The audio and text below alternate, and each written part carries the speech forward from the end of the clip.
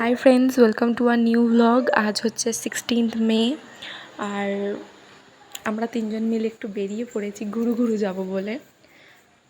তিনজনে ঘুরু যাব, বাট মানে কি বলবো, তিনজনের জায়গাটা আলাদা। এই যে আমার মেয়েকে রেখে যাব ওর দাদা আর দিদুনের কাছে, কারণ আমরা আজ তো ফল হারিনি, আমাবস্যা। আমরা একটু পুজো দিতে যাচ্ছি খোলসানিতে, আমাদের বাড়ির কাছাকাছি এটা মা কালীর মন্দির আছে। এনাকে তো নিয়ে যাওয়া যাবে না, কারণ ওখানে শ্মশান আছে, তাই মা বাবার কাছে রেখে দিয়ে যাচ্ছি। আর এইখানে সমস্ত ফল, মিষ্টি, ফুলের মালা ডালা সমস্ত কিছু নিয়ে নিয়েছি। তো চলো ঝটপটাকে পুজো দিয়ে আসি, এসে তোমাদের সাথে কথা বলবো। আর এই যে খোলসেনির মা কালী, তোমাদেরকেও দর্শন করিয়ে দিলাম। আমরা এই সবে বাড়ি ফিরলাম, প্রায় 9টার কাছাকাছি বাজে, 9টা বাজতে 10 মিনিট বাকি। আর এই যে আমার মেয়েকে ফ্রেশ করে দিয়েছি, আর ইনি এখন মাম্মা করে মামার কোলে উঠে বসে আছে।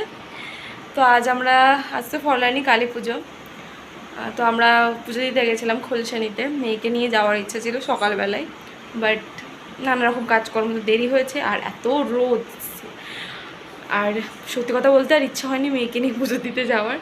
তাই বিকেলবেলা গেছিলাম, ওকে মায়ের কাছে রেখে দিয়ে আমরা দুজনে মিলে, ওর বাবা আর আমি, গিয়ে পুজো দিয়ে ও বাড়ি গিয়ে এবার এনাকে নিয়ে এলাম। যে ইনি চলে এলেন।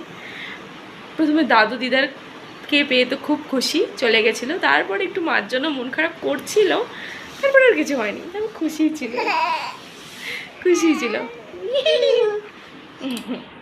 তো চলো ফ্রেশ হই, আর আজকে ভিডিওটা এখানেই এন্ড করছি। যদি ভালো লাগে অবশ্যই লাইক কমেন্ট শেয়ার করবে, আর যারা এখনও পর্যন্ত সাবস্ক্রাইব করোনি অবশ্যই সাবস্ক্রাইব করে দেবে।